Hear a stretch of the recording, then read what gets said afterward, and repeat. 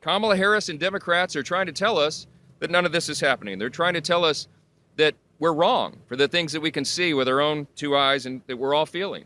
They're telling you that you not to believe what you experience every day. They're telling you the economy is actually good. It's important to reflect on all the incredible progress that we've made in the last 4 years.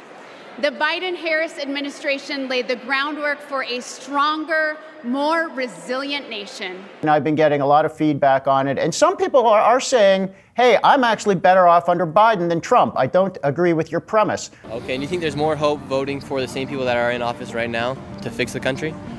What's there to fix? The economy's doing great. Stock market is up. So if you're a white male, like he said, you're doing pretty good. Your 401ks are doing pretty good. Inflation sucks, but the problem is that people think that inflation is due to administrations when it's not. So there are those people out there who say, I'm doing pretty well right now, and I'd like to stick with the way things are. We are uniting the country. We're growing our economy. We're improving our quality of life. And we're building a better America. But I know what I do know. I know how to tell the truth. Thank you, Joe. It's the largest gaslighting operation in the history of American politics, and it's as absurd as it is offensive. A fake world that's presented over our screens by these mega monolith corporations that decide what we get to know and when we get to know it. He said, I quadruple taxes. Where the hell has he been? Which is a simple lie. I didn't raise a tax on anyone in America if they made less than $400,000 a year. And I won't in my second term either. Here's where President Joe Biden and former President Donald Trump stand on the issue of taxes.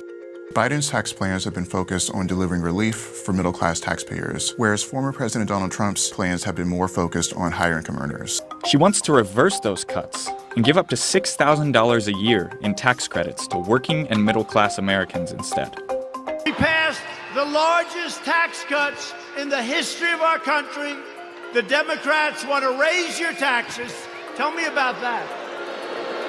You may not know that he's worth hundreds of millions of dollars, right? Biden hasn't unveiled his tax returns yet, but he reportedly made millions after leaving the White House in 2017.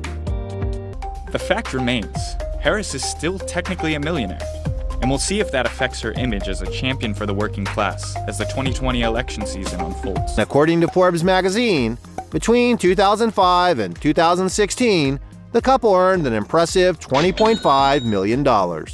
Some articles estimate that his fortune has increased even more, reaching $70 million. Harris opposed the 2017 GOP tax law, which cut rates for most Americans but slashed taxes on the wealthiest. Not just for the few of us, but for all of us. Who does he think he is? Kamala Harris cares. And unlike Donald Trump, she has a plan.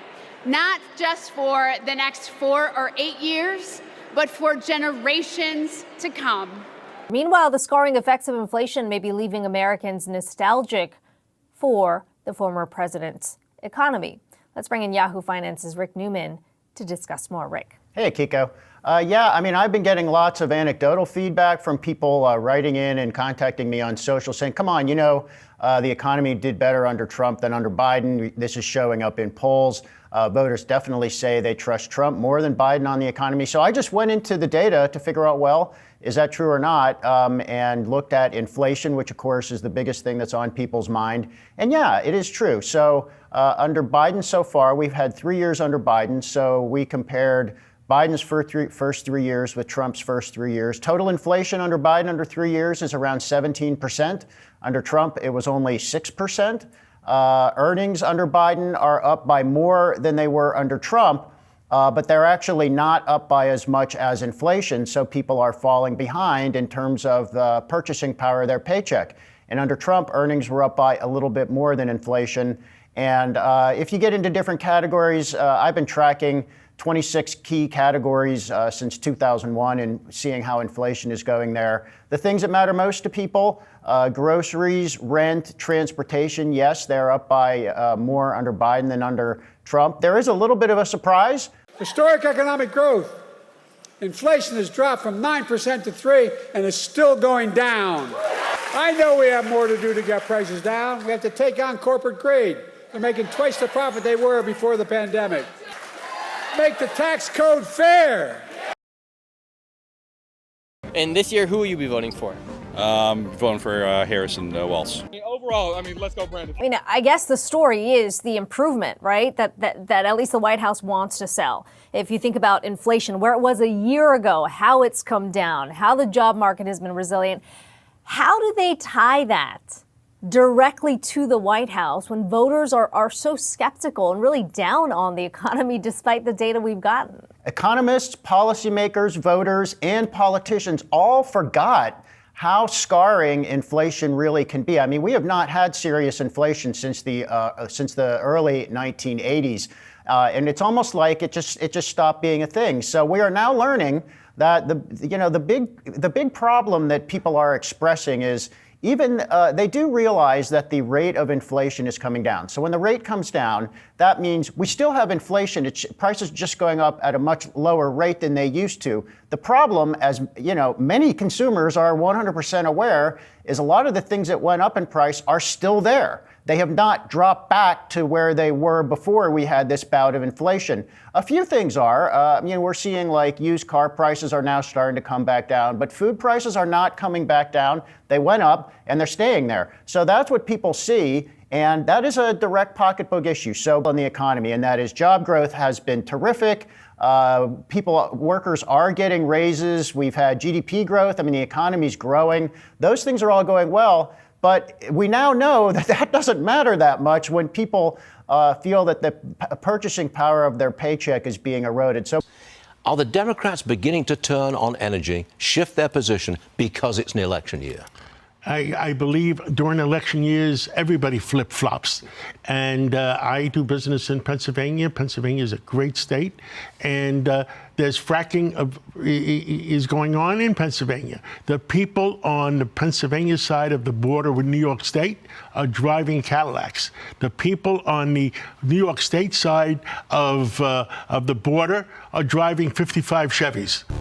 California has a program meant to help low-income first-time homebuyers get a down payment. William Lajeunesse joins me. William, could this program soon be available to illegal migrants? Well, Stuart, that is what Democrats are trying to ram through Sacramento right now. It's basically a program that subsidizes qualified illegal immigrants to up to $100,000 each to buy a home. So the program is called the California Dream for All program. It's created to help middle and income home buyers. Now, initially, the program required residents to be here legally, either a U.S. citizen or a legal permanent resident.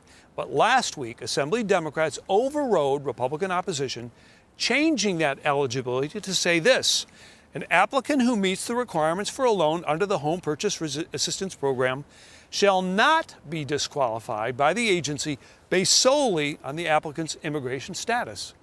Everyday prices are too high. Food, rent, gas, back to school clothes.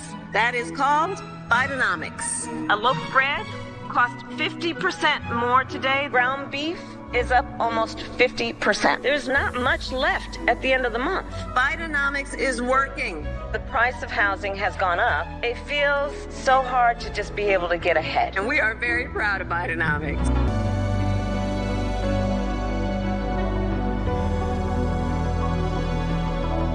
Too many of our fellow Americans are struggling every day to just get by, to put food on the table, to pay the rent, and to get the health care they need.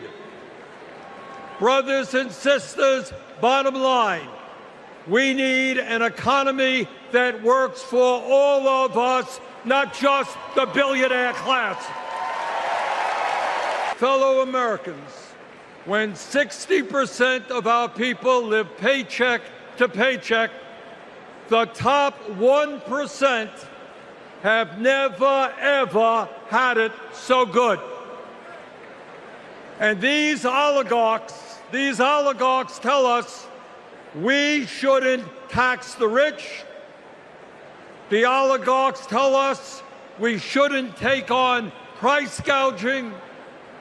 We shouldn't expand Medicare to cover dental, hearing, and vision. This was Kamala's first major decision, and she choked.